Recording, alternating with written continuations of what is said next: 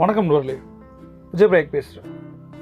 பிஸ்னஸில் சக்ஸஸ் பண்ணுறதுக்கு ஏதாவது ஒரு கிளியர் கட் வின்னிங் ஃபார்முலா இருக்கா அப்படின்னா இருக்குது அப்படின்னு சொல்லுவேன். இது உங்களுக்கு கேரண்டியான சக்ஸஸை கொடுக்கும். அது சின்ன பிஸ்னஸாக இருந்தாலும் சரி, பெரிய பிஸ்னஸாக இருந்தாலும் சரி. நிறைய பேர் பிஸ்னஸ் பண்ணுறதுக்கு தடுமாறிட்டு இருக்கும். சரியா, பிஸ்னஸில் ஏன் தடமாற்றங்கள் வருது, இதற்கு என்ன தீர்வு, என்ன ரூட் காஸ் அப்படின்றத நம்ம பார்த்தோம் அப்படின்னா அதற்காக கண்டுபிடிக்கப்பட்டதான் கோல்டன் அவர்ன்ற ஒரு வார்த்தை உங்களுக்கு தெரியல அப்படின்னா கீழே இருக்க டிஸ்கிரிப்ஷனை கிளிக் பண்ணுங்கள்.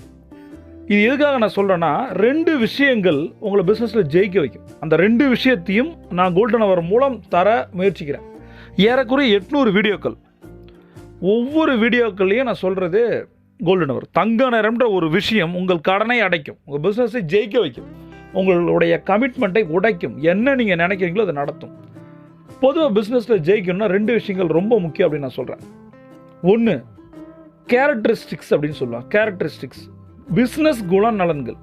முதல்ல நீங்கள் என்ன மாதிரியான கேரக்டர், இதுதான் பிஸ்னஸோட வெற்றியை தீர்மானிக்கும். இதை சரி பண்ணால் ஜெயிச்சிடலாம்.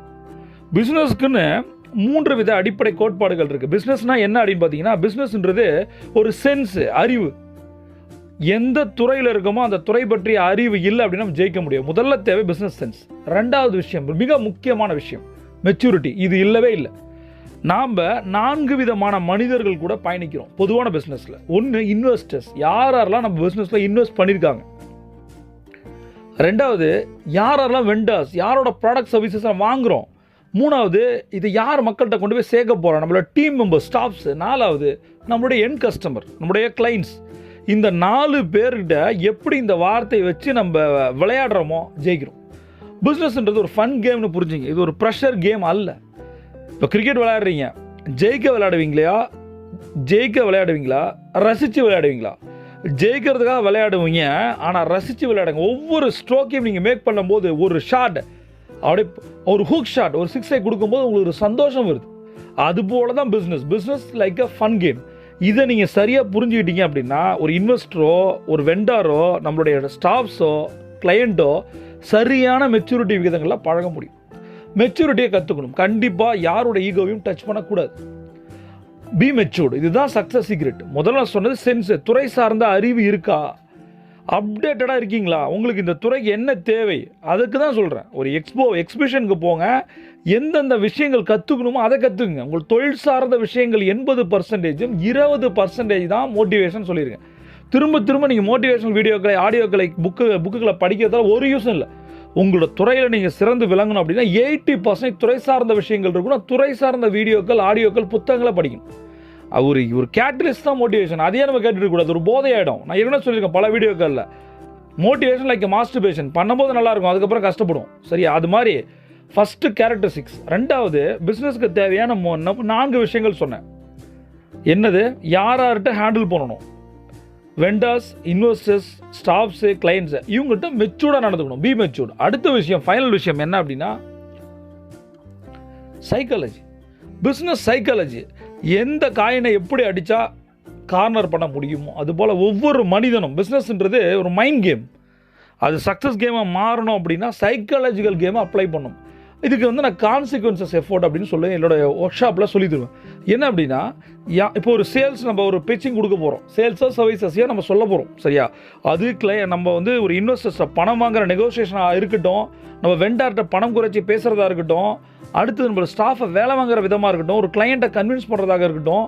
கான்சிக்வன்சஸ் எஃபோர்ட்னா என்ன அப்படின்னா, முதல்ல நம்ம ஒரு ப்ராடக்ட்டை சொல்கிறோம், சர்வீசஸ். அப்போ முன்னாடி ஒரு கேள்வி கேட்குறாங்க. அந்த கேள்வி என்னன்னு தெரிஞ்சுக்கிட்டு அந்த கேள்விக்கான பதிலையும் நம்ம பேசும்போதே பிச் பண்ணிட்டோம் அப்படின்னா அதிக கேள்விகள் அடுத்தடுத்து வராது. அதிக கேள்விகள் வரலை அப்படின்னாலே கேஸு க்ளோஸ் ஆகிடும். அப்போ ஒவ்வொரு இண்டஸ்ட்ரிக்கும் 15 கேள்விகள் தான் இருக்குது.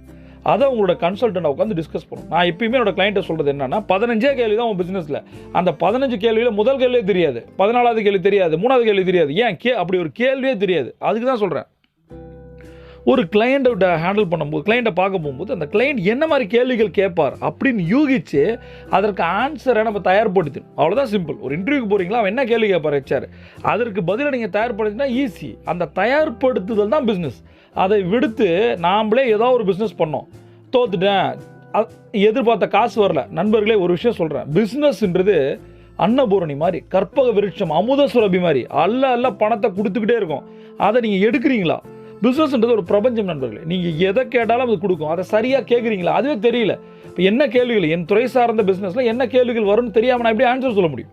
ஒரு ஸ்டாஃப் என்கிட்ட என்ன கேட்பார், ஒரு கிளையண்ட் என்ன கேட்பார், என்னோட இன்வெஸ்டர் என்ன கேட்பார், வெண்டார் என்ன கேட்பார், இதற்கான பதிலை முதல்ல தயார்படுத்து. உங்கள் துறை சம்பந்தமான 15 கேள்விகள் என்ன, அதுக்கு தான் சொல்கிறேன். அப்படி உங்களுக்கு தெரியலையா, ஃபீட்பேக் ஃபார்ம் இருக்குது, ஃபீட்பேக்கில் கேளுங்க. எதுவுமே நமக்கு தெரியாது நண்பர்களே, தெரிஞ்சுக்க ட்ரை பண்ணுறோம். என்னைக்கு நம்ம ஜெயிக்க முடியாது, ஜெயிக்க ட்ரை பண்ணுறோம், அவ்வளோதான். அப்போ என்னென்ன விஷயங்கள் நான் சொன்னனோ அதை ஒரு தடவை கேளுங்க. கேட்டிங்களா, 2வது தடவை அதை உட்காந்து நோட்ஸ் எடுங்க. இதில் ஒன்று தெரிஞ்ச விஷயமா இருக்கும், இன்னொன்று இம்ப்ளிமெண்ட் பண்ணாத விஷயமா இருக்கும். தெரியும், நான் இம்ப்ளிமெண்ட் பண்ண மாட்டேன். நிறைய விஷயங்கள் இருக்குது. எக்ஸசைஸ் பண்ணுறது நல்லது, வாக்கிங் போகிறது நல்லது. எத்தனை பேர் போகிறோம்? இதை கேட்டு கொண்டு இருக்கிற 30லேருந்து 35 வயசு, 30 வயது என்னைக்கு நீங்கள் தொடுறீங்களோ அன்னைக்கு நீங்கள் வாக்கிங் போகாமல் விட்டீங்க அப்படின்னா அதோடைய ரிசல்ட்டை 40ல் காட்டும், 100% காட்டும்.